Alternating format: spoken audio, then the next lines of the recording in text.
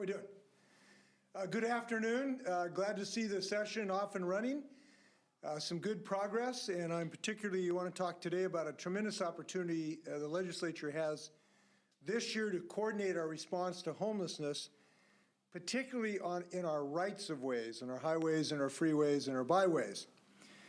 We really need to give an adequate priority to those people who are encamped along our highways and our rights of way. The public is demanding this, and we have a bill that acknowledges all of these concerns and gets us solutions in months rather than years. And I'm joined today by local leaders who share this view that we need immediate action. I'm very pleased to see an amended version of Senate Bill 5662 advance. It's on its way to the Senate Ways and Means Committee. I proposed this bill because our homelessness crisis, it is a sad reality, and we know that it affects every part of our state. And it really does demand urgent action in many ways. We have to move more quickly and compassionately to serve the thousands of people who are now living under bridges, on our sidewalks, on the shoulders of our freeways, and we need to do this now. While people are seeking an ultimate solution of long-term permanent housing, we need to get them under a roof in safe private facilities now. Now, we know the reasons for homelessness are many and varied. We know that there is no one-size-fits-all solution, but we do know that moving with speed is a good decision right now. Now, we have not been passive in the face of this in the past years. I just want to note that. Since 2017, we have tripled our state's investment, helping cities and counties build affordable housing in various housing and shelter options. Over the last 3 biennia, the state has invested in the development of more than 9,600 affordable care and shelter units. Some of these are in service today, some of them are still under construction. But we know 9,600 is not enough. And that's why I'm proposing this year an additional $494 million in capital fund investments to acquire and build more units.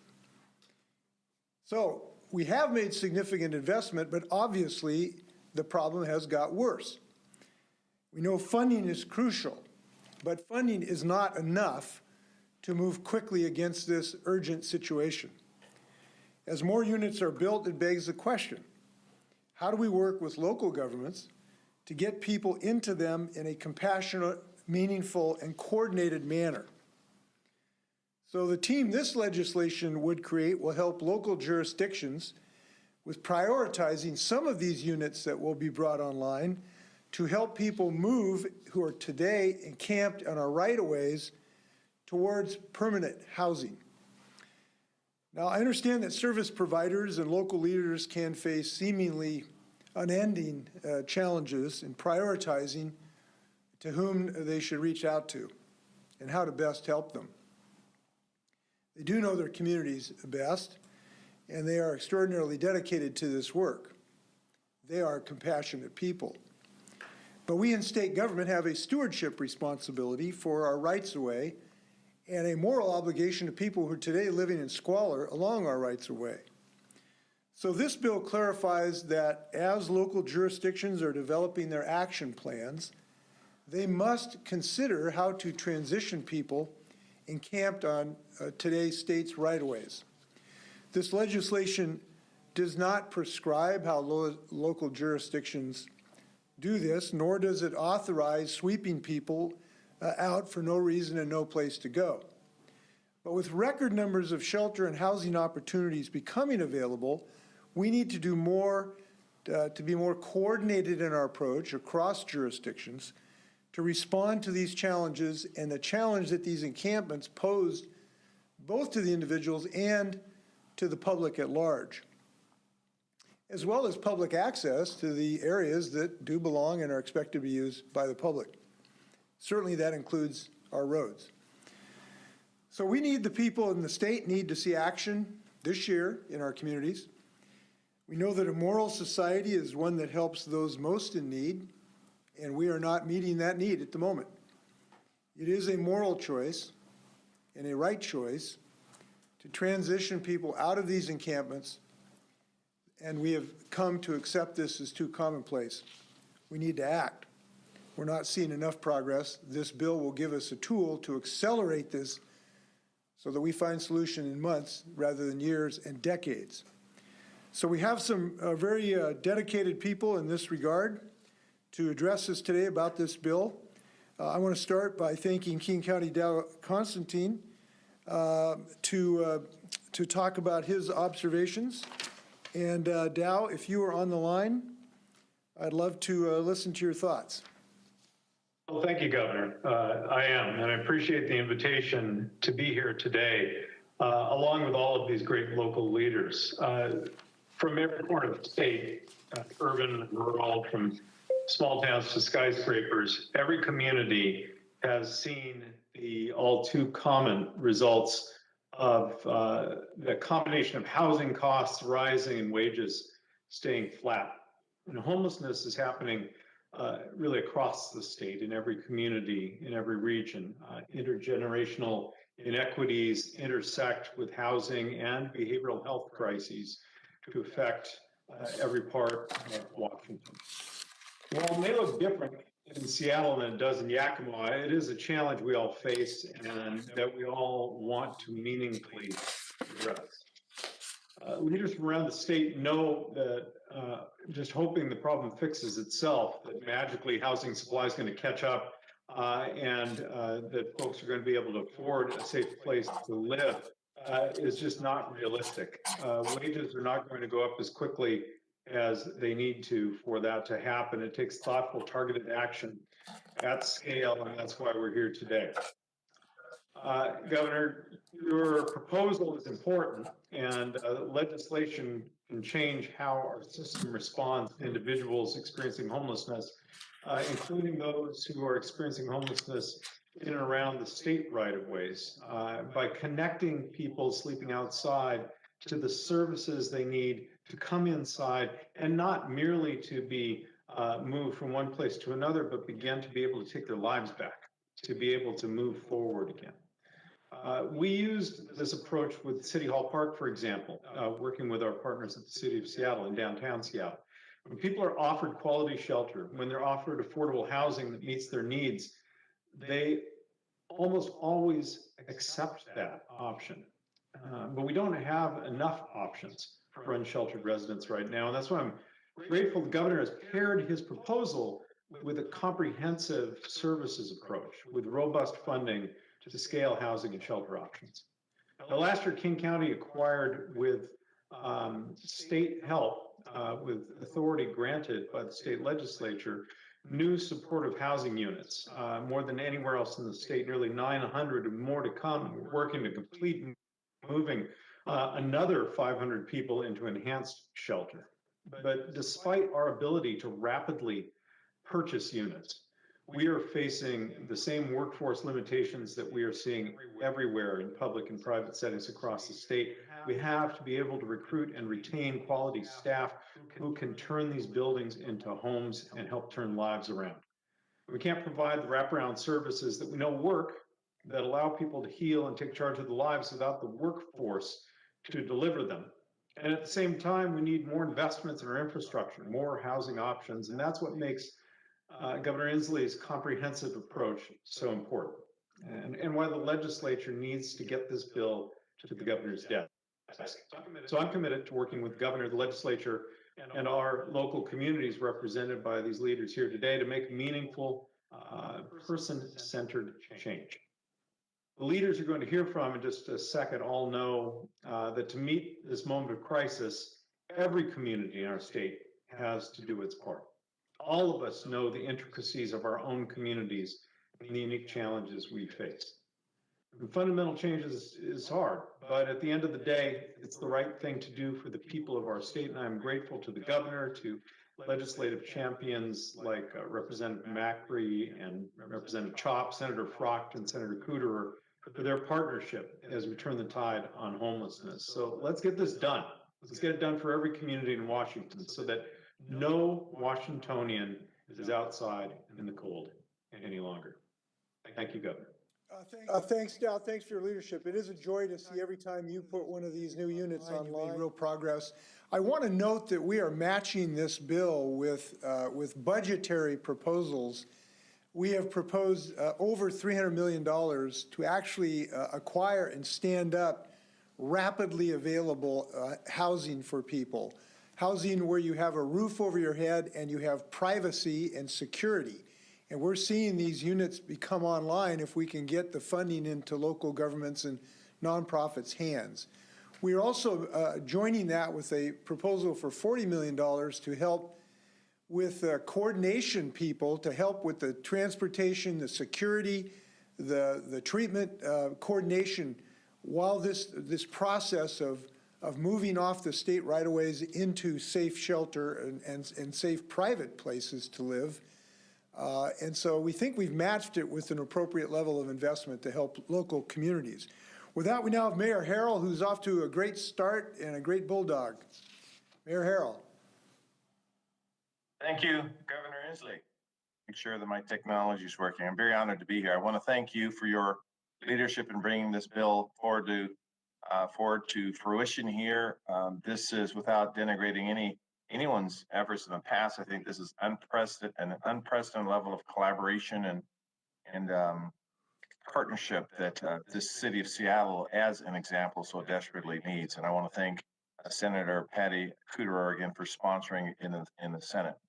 So we obviously share the goal of increasing safety on our state's own right-of-ways, both for those experiencing homelessness and for the drivers on our highways. For those that appreciate the beauty that a city like Seattle and a state like Washington have become known for nationally. I think this legislation actually will help us coordinate a response between the city of Seattle and the state of Washington that, again, epitomizes the kind of collaboration and partnership that I've been experiencing just for the brief few weeks that I've been in office. My conversations with you, Governor, and my conversations with our state legislative leaders have again made me realize that we have a very caring legislative body, certainly friends in the state that understand the plight we have here in Seattle. When I look at the numbers, and again, we know how legislation works, these are real dollars. North of 800 million, for example, in this kind of investment. This is the level of resources that we believe are needed when you have north of 300 million in housing acquisition, 100 million or so for enhanced shelter options, 50 million for behavioral support services and for right-of-way outreach and site remediation. These are real dollars, taxpayer dollars, but an investment in communities and cities and economic drivers. I am ecstatic about our ability to partner with the state. And I'll close by saying that I know that many of my constituents here in Seattle, they want rapid fixes, rapid solutions. But we all realize that a lot of these issues of homelessness and public safety have been decades in the making, not just in Seattle or in the state of Washington, but throughout our country.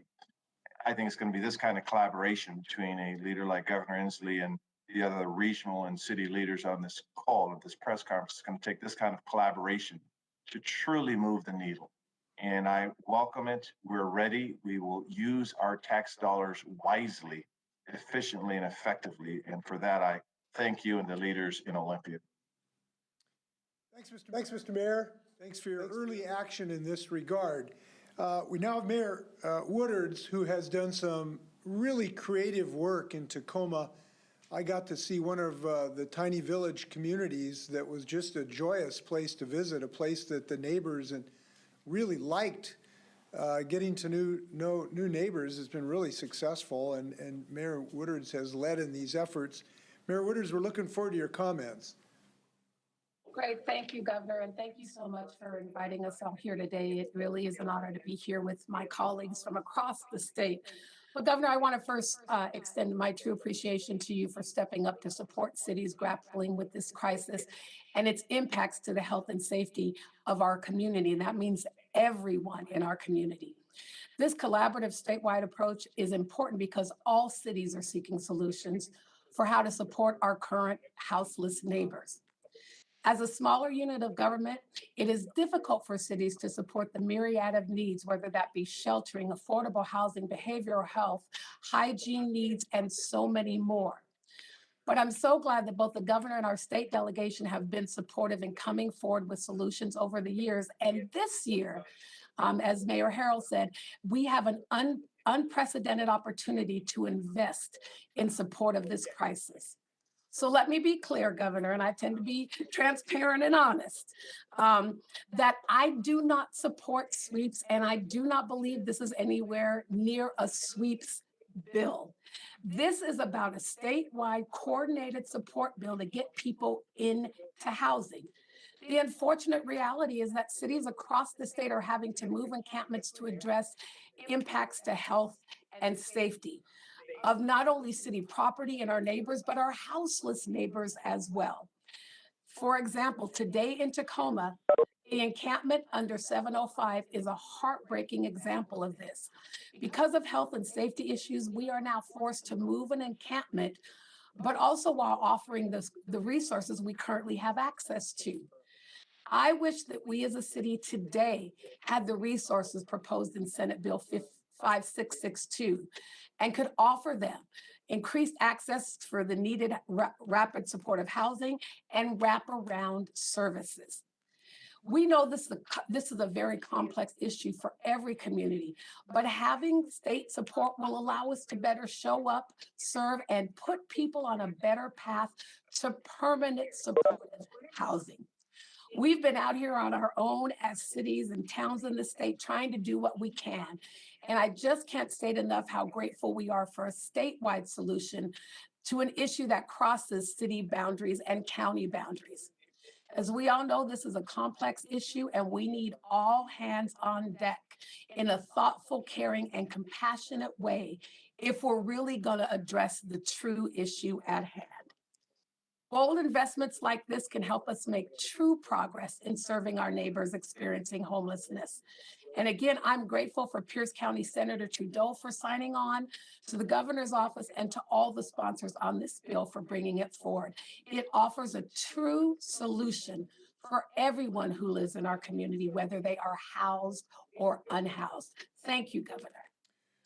Well, thank you, Mayor. And I think one of the keys to your success is you have made sure that this is supported housing, that people do have the mental health treatment that they need. They do have the crisis intervention they need. And that's one of the reasons we proposed $40 million to you to help do those things. And where you've done that, you've been very, very successful. So thanks for lending your strong voice to this effort. And now we have Spokane Councilmember Wilkerson. Spokane's doing some really creative things. Could you share your views? Well, also, Governor, I want to thank you for inviting me to share my views and for this proposal. So I want to speak just quickly. I've been in this arena, my family, since 1976. We own and operate an assisted living facility for people who are mentally ill and developmentally disabled. And I have witnessed firsthand the changes and the challenges that this population has encountered. I talk about the continuum of care. And for me, that is supportive housing is a big piece of that. There is a bottleneck. I have people in my facility who are really ready for the next phase of their life, but because they have no housing, they are still with us. And then that backlogs the people who are at Eastern State Hospital who truly do need my level of care in our community. I agree. We can and must do better. So this bold approach, Governor, with real money behind it, is what's really important in showing the leadership. You know, we talk a lot about drug addicted, mental health. We just throw those words around our communities from people who haven't really gotten in the trenches. So this bill that will invest more in mental health, which is a critical component of meeting some of these challenges going forward, will be transformative. I'm excited about that. For the first time, Spokane is truly faced with encampment along our state lands. Off of I-90, we have an encampment, and last year we just had our first death in that encampment. So it's not only making those people safe as they deserve, but the people around them and the community safe. It's that partnership that this bill will provide. I'm excited because it allows us to be flexible. It allows us to be nimble. It allows us to be responsive and unique to meet the needs in our own communities. That's what is most exciting. But also in this, it talks about providing a general rate increase to behavioral health providers. That's a field that everybody cannot do. It takes special people, and they need to be compensated for that because it is a heavy lift coming up. So going forward, that stabilization centers, we have 3 in Spokane. Our police have spoke about how that has given them another resource to locking people up when they really need the interventions of mental health services and medical services. So again, housing, mental health, what everyone else has said, I am in support of this. I am appreciative of your leadership because every community has not taken on these challenges in a holistic approach. This bill to me gives us a holistic approach instead of piecemeal. And so if we got a plan that we can plug in where the needs are, I'm excited about this and what Spokane can do. And this will give us the opportunity of not pitting our citizens against our businesses, against our neighborhoods, but it will allow us to work together to accomplish what we all want, all of our Washingtonians to have a roof over their heads and be safe. So I really thank you for this, and I thank you for the time to allow me to speak on this. Well, thank you. Keep up the great work in Spokane. This is a statewide issue, and I'm glad we all recognize that. We now have City Council President Juarez. Madam President. Thank you. Thank you, Governor Inslee, for that introduction. I haven't been called Madame yet, but thank you. As you know, my name is Deborah Juarez, and I'm president of the Seattle City Council. In 2015, the city of Seattle declared a state of emergency on homelessness. However, our struggle to address this humanitarian crisis started long ago. Our inability to coordinate with multiple jurisdictions was a major obstacle to housing those in need. Senate Bill 5662 is a solution as a truly collaborative effort between all levels of government and the tribes to shelter our relatives. Encampment sweeps don't work. We know that. We do know, and we knew that well before the Ninth Circuit Court ruling in the Boise case. What does work is the basic understanding that this is a statewide crisis, and living on I-5 or any public right-of-way is inhumane, dangerous, and cruel. Housing is a human right, and I look forward to working with our state and regional partners to address the lack of housing. It is our responsibility as elected officials to ensure that everyone in Washington has a place to call home. And again, Governor, thank you for inviting me here today. Well, thank you. Thanks for your work. Thanks for all our speakers' work. I think this is, as I said in Casablanca, the beginning of a beautiful friendship between the state and these local communities. And we need that working relationship to move forward. So thank you all. I'm going to let you go talk to your legislators now and suggest that they pass this bill and these appropriations as well. So thank you very much. I'm going to continue some comments. Folks are welcome to stay, but I have some other comments if I may share. I want to talk about the things that are in addition to this bill. This is an ambitious bill, but we need more than that which is just in the bill as well. Our proposed budget have proposed $815 million toward addressing this crisis in multiple ways, in addition to this bill. I'm pleased to say that there is growing support for the things we are proposing with this investment, to include crisis resources, investments in new housing units, obviously, specialized landlord support for tenants with behavioral health needs, and medical respite funding. These additional investments help to create the environment where people can thrive and get on their feet. And particularly, I want to highlight the crisis response programs. A lot of these people are in crisis, and we have to get them through the crisis to get them in a stable position so they can be long-term housed. And I've seen these facilities in Spokane, or excuse me, in Bellingham. They're working on one in Spokane. This is tremendous asset. I'm glad we're going to find a way to help cities advance them. The goal is to have early intervention to de-escalate situations which unfortunately frequently heretofore have involved law enforcement. This is part of, in some sense, a de-escalation strategy as well as one to deal with homelessness. We know that medical respite programs can provide support for someone who's been discharged from a hospital and where their treatment is complete, but they certainly need transition services. So it helps clear hospital space as well. As you know, we have a crisis in our hospitals today because of COVID. This allows us to free hospital space and allow people to really get the kind of services that they need. So this is a short session, but we hope that we make progress in this regard. Before we close, I'd like to make some comments about our current status with COVID. We are very pleased that we are seeing meaningful declines in large areas of our state, but we know hospitalizations and deaths, unfortunately, have not gone down dramatically. We hope that that will occur, and typically that does following a decline in our infection rate. But we also know that infections are likely to continue to increase for some period of time, particularly east of the Cascades. We have saved thousands of lives. I certainly have talked with you about this before because we've done some good work as a state. But we still do have challenges. Franklin County has the second highest COVID infection rate in the United States, and with Whitman and Benton counties among the top 10. Recently, Sacred Heart Hospital had more people in the hospital than they'd ever had before through this entire pandemic.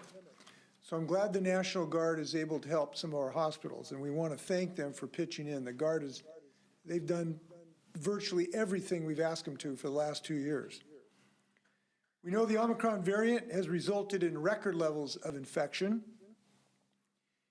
but we know the best way to fight it is to get vaccinated. And depending on your age, you are anywhere from 5 to 8 times more likely to be hospitalized if you have not been vaccinated. And we now have access to vaccines, to boosters. This is such a proven response. We hope people, particularly if you have had 2 vaccines, I can tell you if you get your booster, you're going to significantly decrease the chance that you have been hospitalized, that you would be hospitalized. So we know vaccination and boosters save lives. And while we continue targeting communities with the lowest vaccination rates, we're also investing in testing and masks, as you know. In January alone, the state distributed 9.8 million masks through the Department of Health, and the Department of Health's immensely popular portal has seen to it that over 2 million tests will be delivered to Washingtonians. Many, if not most of them, have already are in their hands. So we're making progress. We have more to make. With that, you may fire when ready, Gridley. First, we'll go to Rachel with AP. Go ahead, Rachel.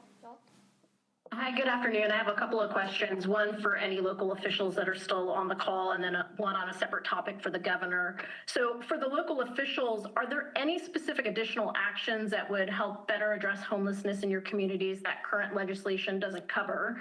And then for the governor, insurer groups have filed 2 legal actions seeking to stop the credit scoring ban that Insurance Commissioner Mike Kreidler announced this week, saying he bypassed the legislative process and exceeded his authority. What are your thoughts on that new rule, and do you agree with how the Insurance Commissioner went about this process? I'll let the city folks answer first, if they'd like. If anyone's still there. Yeah, I'm here. Can I hear the question again, ma'am? I'm just curious if there are any specific additional actions that would help better address homelessness in your communities that's not covered either by the governor's budget proposal or the current legislation that's in play right now?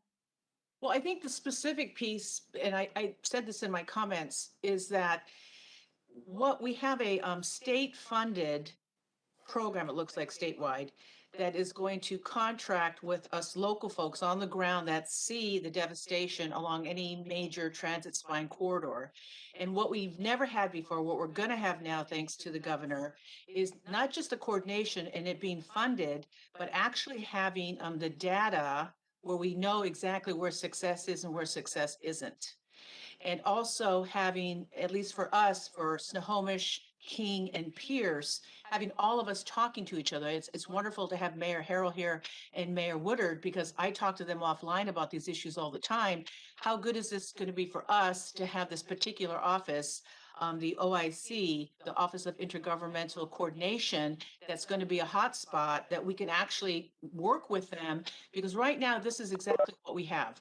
We have, or at least I can speak, and I know the Mayor Harrell probably can echo this better than me, is that we have property along I-5 that runs through the city of Seattle, in which we have constituents and residents and our relatives that are living outside, where we can't get on that property because it's WashDOT property. And WashDOT is saying sometimes we can't go in that property without an escort, whether it's SPD or fire. And then on the other side, we have constituents and people that are concerned that we are not going in there to clean things up. And we're like, well, that's not our property. So this is a wonderful way for us to leverage local resources with the help of the state. And so for that, I want to thank the governor, and I'll let Mayor Harrell speak. Thank you. Thank you, Council President Juarez, for those comments. And I don't disagree with anything you said. So in my direct answer would be, the buckets of investments are the right ones, whether it's housing acquisitions or enhanced shelter or some of the behavioral support services. The buckets are right, and our teams gave input, and the input was listened to by the governor and other folks in Olympia. So we are comfortable there.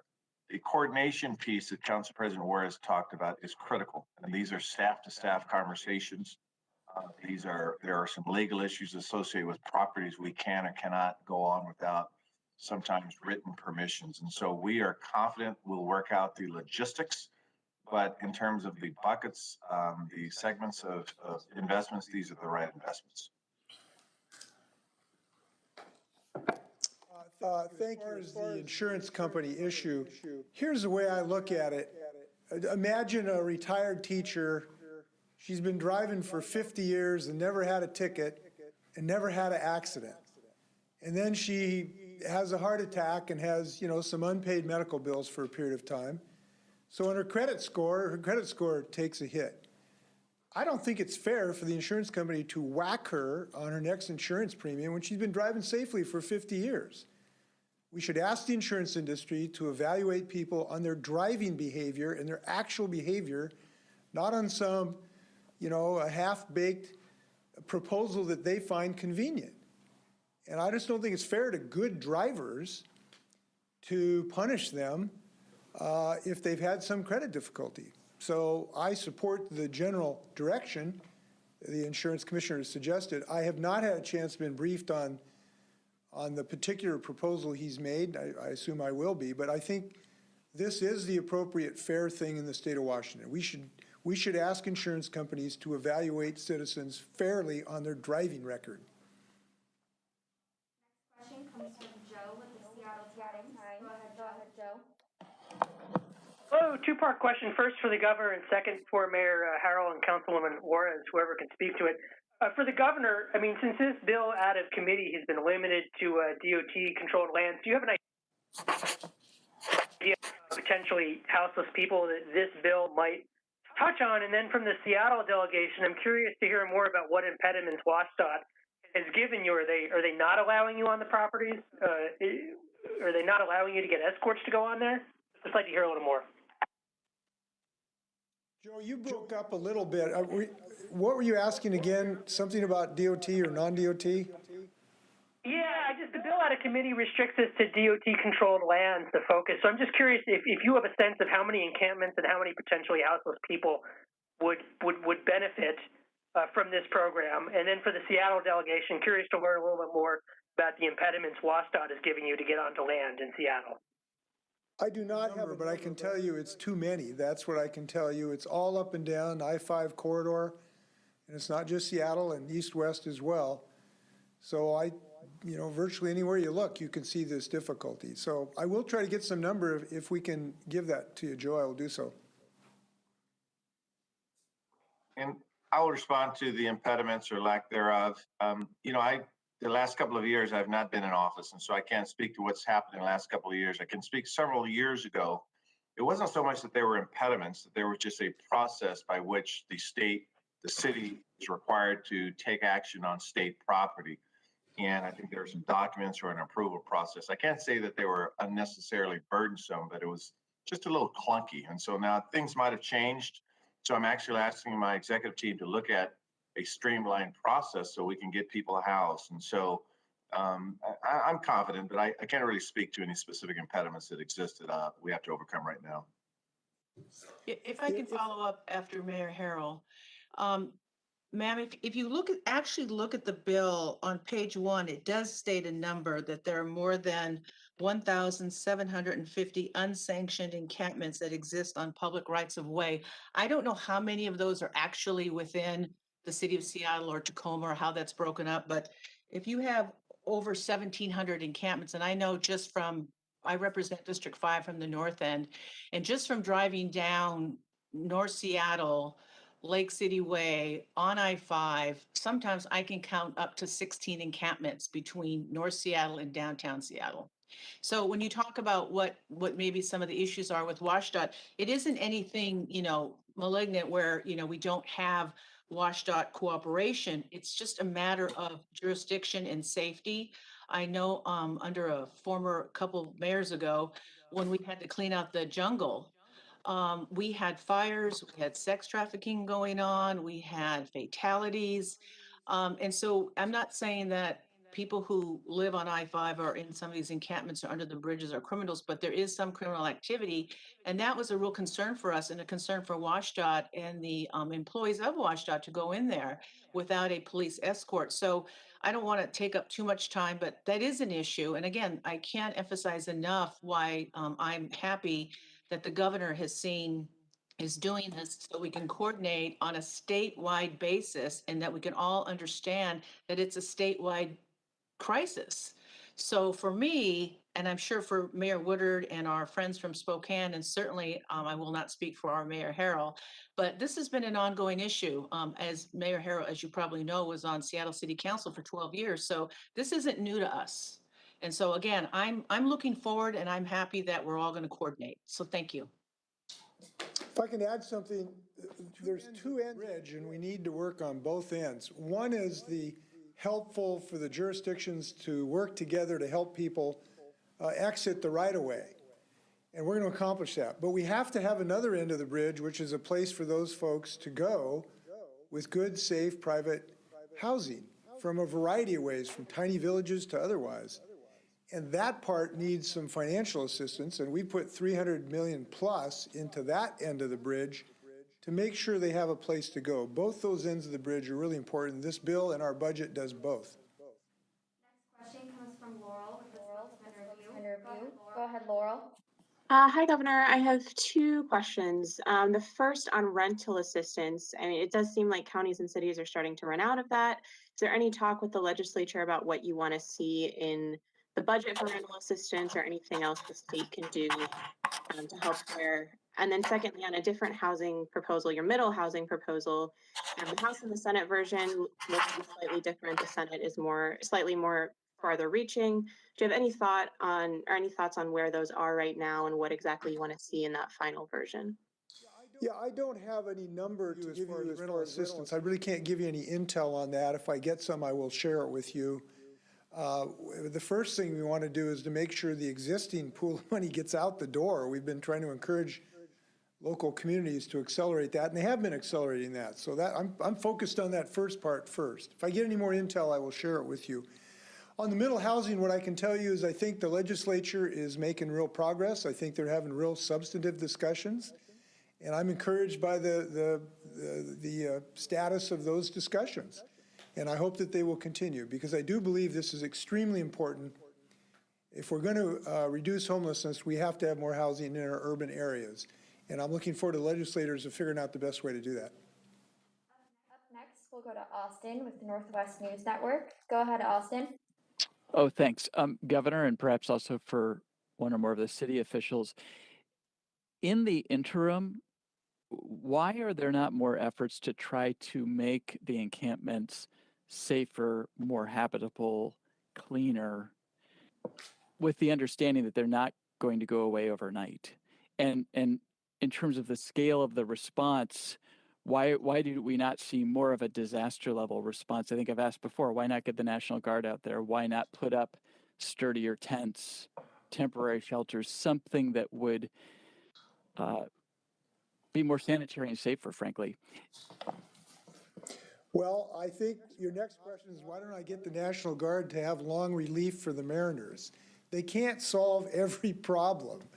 They do not have the capacity to solve this problem, and the National Guard are not a solution to every single problem we have in the state of Washington. And they're extremely stretched. They're in the hospitals today, and they've been busy for 2 years. We take these people out of their lives from insurance companies and Boeing and everywhere else, and they come in and volunteer to work. You know, there are limits to that. But more importantly, they just really aren't built for this long-term mission statement. If I asked them to go, I'm sure they would. They'll go anywhere when I ask them to. But they're really not built for this particular mission. As far as why not, you know, I guess the tenor of your question is, why not build a homelessness encampment, a better homelessness encampment 2 feet from the express lanes on I-5? It's just not safe. And there really isn't any way to do that in an effective way.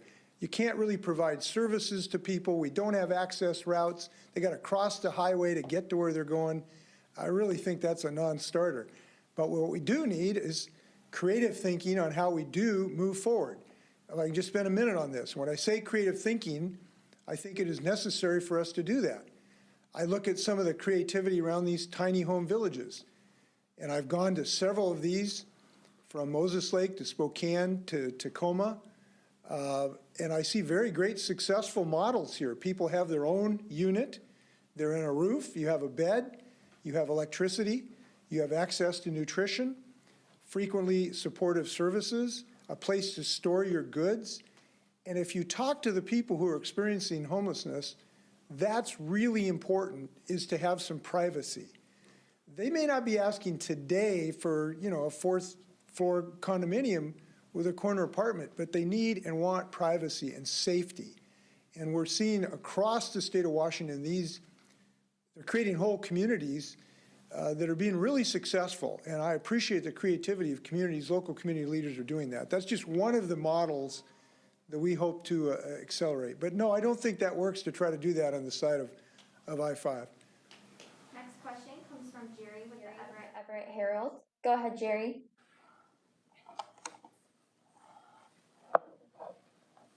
Jerry, are you there? There you Try go. again Have you now. unmuted me? There we There go. we go. Thank you. Yeah, I guess 2 questions, but and since you brought it up, I'll ask about the National Guard. They're a little more than about halfway, or a little more than halfway on their deployment to the hospitals. Have you already made any decisions on whether that'll be extended? Are you getting any feedback on whether it'll be necessary when the 30 days are up? And then secondly, just to follow up the last question, when you said creative thinking, I'm wondering, wouldn't creative thinking be to go in to an existing encampment and replace the torn down tent with a new tent? It's not a service. It would just be putting in an existing encampment, making them safer.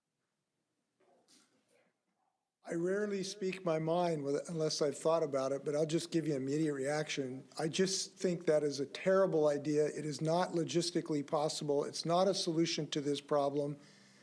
A tent next to an express lane is not an acceptable solution. A tiny house village with a private, secure, supportive community is, and that's what we ought to focus on, and that's what we're putting our money on. So I don't believe that that is a wise strategy, and I haven't heard anybody who's thought about this propose that. So That will not get deep consideration. The National Guard question, by the way, I did not bring it out. Austin brought it up because he always brings up the National Guard, no matter what the problem is, from the common cold to the Mariners. But look, the National Guard is a short-term solution to emergency problems. It is not a long-term housing agency where you can take people out. They don't have housing. They don't have ways to set these programs up. It's just not built for the solution set associated with this. Next question comes from Shauna with McClatchy. Go ahead, Shauna. Good afternoon, Governor. So my question has to do with some of the police accountability measures.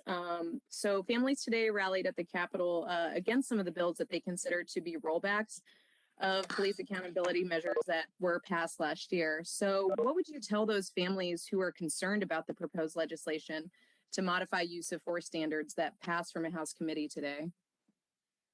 Well, I haven't seen the final drafts of those, but what I'm advised is that they, in my book, will refine these proposals to try to make it safer for everybody, for all families.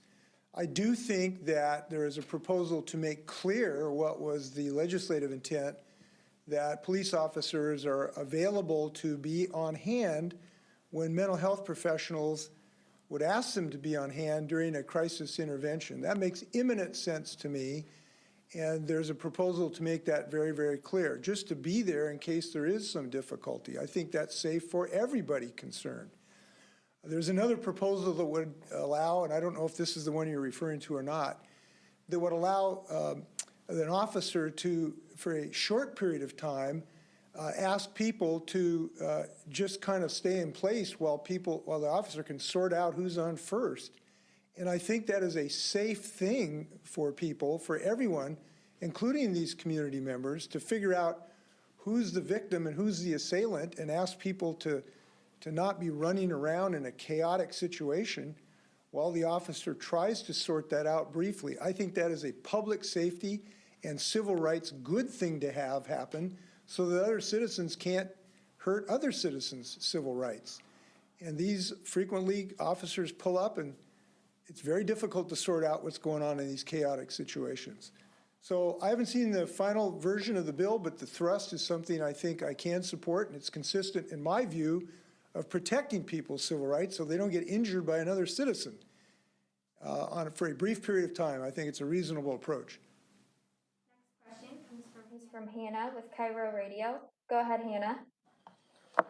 Hi, if I could, Governor, we are hearing from some of the landlord groups, Rental Housing Association and some others, that there's been a significant loss in the last year of single family rentals up to 10,000, I think specifically even in just King County. I'm wondering what is, if anything, that you are doing, paying attention to that beyond the bill from Senator Doss. And then also for the Seattle officials, President Juarez and Mayor Harrell, I'm wondering if this bill passes for the encampments and the intergovernmental cooperation, how long before you think we would see a visible difference in Seattle? Well, we want to do this as fast as possible. This is why probably the bulk of the investments I've suggested to be in rapid housing that can be done in months rather than years. That frequently is what you might think of as somewhat non-conventional, like these tiny home villages, and there are many other ways. King County's looking at conversion of motels, for instance. So there's a variety of ways to do that, but it has one thing in common. It's fast, and it's dry, and it's safe, and it provides some privacy to the occupants. That's what we're shooting for, and that's why I put over $300 million out of the $800 million toward that rapid housing. That's why I've proposed the $40 million to help cities move in that direction. How fast that can happen, these villages can be stood up in months rather than years. I think the one last time I talked to Tacoma, it was 6 months from creation to opening. That's rapid in this world we live in. I would hope that we could see that within that period of time. Will that be visible to Washingtonians? I don't know, and that's one of these great frustrations about this. We have made Herculean efforts, but have not got ahead of this. So I hope it would be visible to people because we could show them specific encampments along I-5 that move to specific locations in a hygienic, safe way. I think we will be able to do that within several months if the legislature moves in this direction, and that's relatively fast. The loss of rental, is a tough problem, you know, because we're facing land prices that have gone up so dramatically because of the huge demand, because our economy is so hot. We've got one of the best economies in the United States. Lots of people are moving here, and we simply are not building enough housing to house these people. We have to build more housing, including middle housing. So one of the things we're doing is this middle housing bill that would accelerate or allow the acceleration of building more middle housing in urban areas by removing the artificial restrictions that makes it illegal to build affordable housing in many of these cities. And so I hope that some version of that will move forward so that we can get some more middle housing that therefore will not then lead to the conversion of rental housing to middle housing. So I do think that's part of the solution. It's not the only one.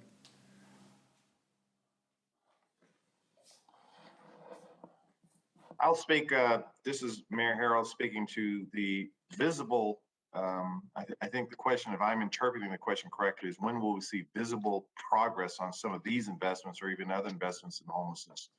Well, that's a fair question. And I am hearing daily, even though I've been in the office for 1 month, that they want almost instant solutions to these critical problems.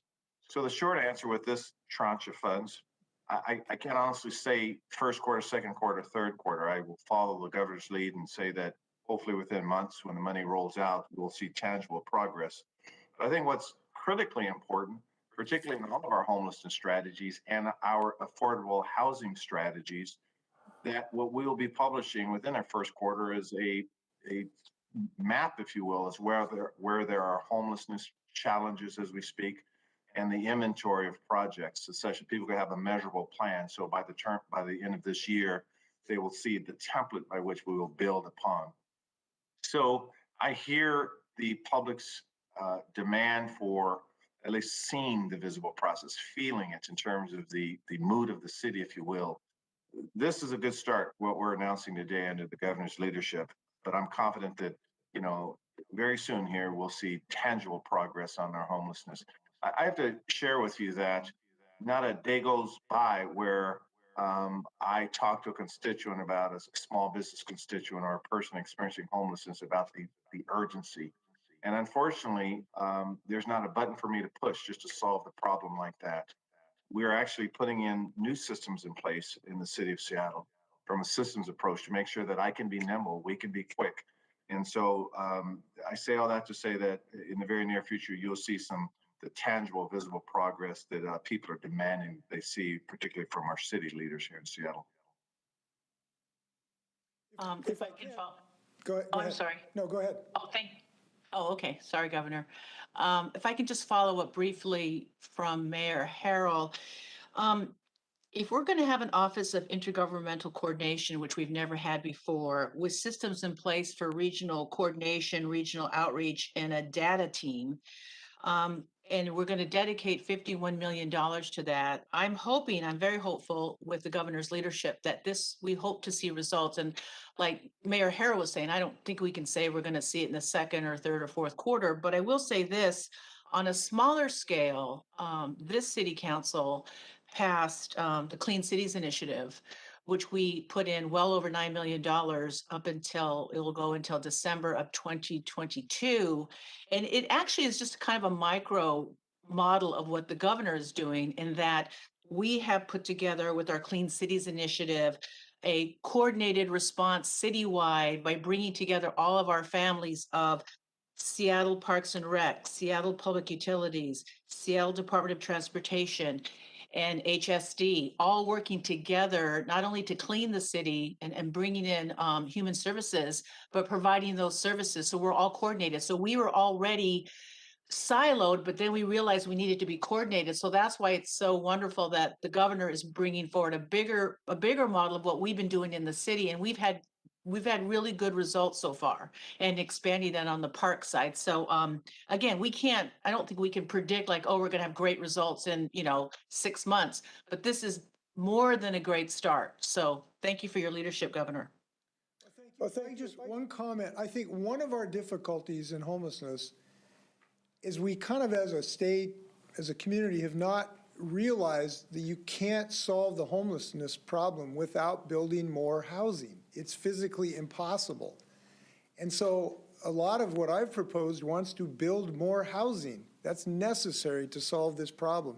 All up and down the spectrum, low, middle, high to some degree. So we focus on that and we're doing it as fast as possible. Next question comes from Melissa with Crosscut. Go ahead, Melissa. Hi there, Governor. I wanted to go back to the police bills briefly. You mentioned some changes that you think make sense that are under consideration. I'm wondering if you think the legislature was not thoughtful enough or maybe erred in passing the bills in the fashion they did last year, or and you then signing them that way, or if then alternatively, if you think police, maybe are exaggerating the difficulties they're having with this legislation. No, I think this is what we do. We constantly improve. And I'm glad that the legislature is considering improvements to this bill. And they've done what they should do, which is to produce a product and then review it. And if there can be improvements, you should make them. Car makers do that, airplane manufacturers do that, and smart legislators doing that. And I think that's what they're doing. And they've seen some real world experience with this now, out on the road, so to speak. And now they're improving it. I think that's a darn good thing. And so I'm supportive of this. I'm particularly thankful for leadership of Jesse and his leadership on this effort, and certainly others. So I'm glad they're making improvements. Up next, we'll go to Matt with Fox 13. Go ahead, Matt. Hi, Governor. I just want to go back to Senate Bill 5662 and basically setting up the office within DSHS to work with the cities and counties to coordinate the efforts there. I think there's a fear among a lot of people here, especially in King County. We have a King County Regionalist Homelessness Authority whose creation was 3 years ago, but it's still just now getting up and running.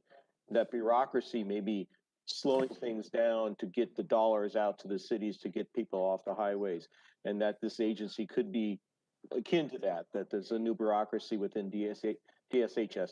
Is it this agency is going to hand out the money to the cities and the counties to help out the homelessness on the highways, or how do you envision this working? Well, I'm reasonably confident we'll get action from this agenda item. For one, we've put real money behind it, and cities need to be effectively effectuating this to get access to the money. So I'm confident we're going to get action out of this proposal. And I think, as the leaders have indicated today, we have a broad buy-in to this approach. So I'm reasonably confident it's going to make a big difference here. Next question comes from Joshua with KUOW. Go ahead, Joshua. Hey there, thank you for taking my question. The missing middle housing bill, again, it's got broad support among a lot of people, but a lot of mayors and city council members are against it, including Seattle Mayor Bruce Harrell, who's on the panel today here. So I'm wondering, Mayor Harrell, have any of the legislators or the governor offered any sort of compromise that would win over your support for the missing middle bill? And Governor Inslee, I'm wondering if there's anything you're doing to try to win over skeptics. Bruce, you want to go? I don't know, Bruce. Sure. Bruce? Yeah. Sure. So to say I'm against the bill, that's a inaccurate statement. That what I've expressed and what our teams expressed in Olympia is just some concerns to make sure that, at least in Seattle, we have the level of community input that we want, that we have a unique situation here in many respects. And so the principles of increasing density, of using our zoning as a tool to achieve the right level of density and affordability, we're all in on those approaches. We also know that we have constituents out there that also sometimes want to have, I don't want to say more of a granular approach. They certainly want their due, the due process involved in communities. And so we're not opposed to it at all. There are just some concerns that we've asked our team to talk to legislators about to make sure that the community has the input that we want. From my viewpoint, I consider the mayor's leadership has been productive in this because I think he recognizes we need to build more housing for people in the middle and in the lower end, and that he's asked us to consider some ways to perfect this approach, and those are being considered. And like I said, I'm very pleased at the tenor of this conversation, considering some of those perfecting amendments that are being actively considered. So I think we're in pretty good shape in that regard. If I can, let me add one more thing too. I know that there are some city officials who have not expressed support for this provision publicly, but I can't tell you how many conversations I've had with local officials privately who say, you know, I know we have to have more density in our city. I know it is the only way to get more housing. I know we cannot solve our homelessness problem without more housing in our inner core, and I know that there's ways to do it to make sure that that coordinates with our transit options like some of these bills do. But I just take some heat when I advance these back home. It's kind of hard for me. Well, I get that. I'm an elected officer, official, I know that. And what I do is encourage them just to blame it on me then.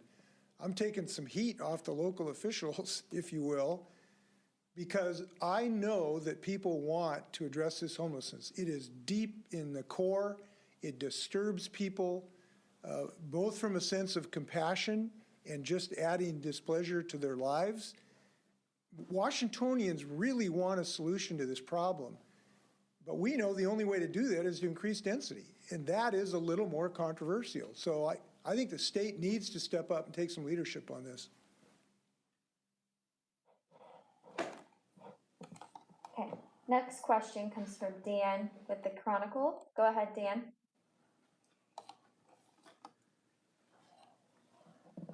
Dan, are you there? All right, we will try Cody with Creme. Go ahead, Cody. Good afternoon, Governor. My question is, this is a statewide effort, but with this being a statewide effort, how do we expect this to impact Spokane and Eastern Washington in particular when we compare to Western Washington and Seattle, where before we had seen this homelessness issue be more of an issue for Seattle and Western Washington, but how are we expecting this effort to really impact Spokane and the east side? Well, with equal intense interest in trying to reduce homelessness wherever it is, and I know it is in Spokane, I know it is in Moses Lake, I know it's in Walla Walla, where I've gone to a tiny home village in Walla Walla. It's in every city virtually to some degree. So I do think that this will help cities broadly across the state of Washington, and I don't look at it as a differentiated problem or differentiated solution. Everybody needs some assistance here, and I'm happy to render it. Governor, this is Councilmember Wilkerson from Spokane. I'd like to respond to that question. What makes me excited as a leader is that there will be some designated funding. That has been our challenge locally as to finding the dollars that would impact these challenges and get us to some solutions. So that is my hope and optimism about this bill going forward. All right, we will try Dan with the Chronicle one more time. Dan, are you there? Dan? Okay, any final words, Governor? No, except I appreciate everybody's interest in this subject. I know we can make progress. We've tried to do it on a very accelerated basis, and I hope we will succeed. Thanks very much. Thank you.